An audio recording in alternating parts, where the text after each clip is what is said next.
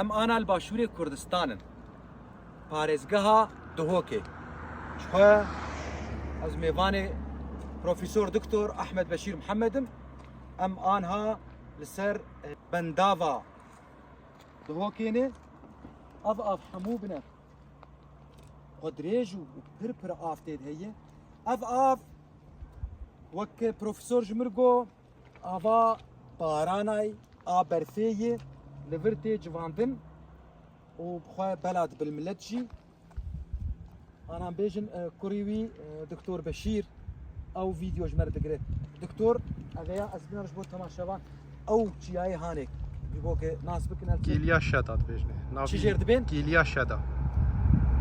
ew jî wayê pir avahî lûr hene ala Kurdistanê jorê yan ciyavê çawayî Ciyave belê. ciyavê Belê.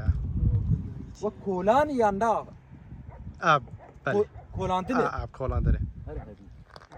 ev bendava dihok gelekî xweşçiyayê wê jî bidarin û hemû gelek neşteciyê dihokê hatine ji xwe avayî li vir çêkirine ji bo di demê wan de dibêhin vedanê de bên vir ji ber got pir xweş e xwarbara xwe bidin li avahiya binerin pê çi xwasî xweş e ciyayê avê darin berin û bijî dihok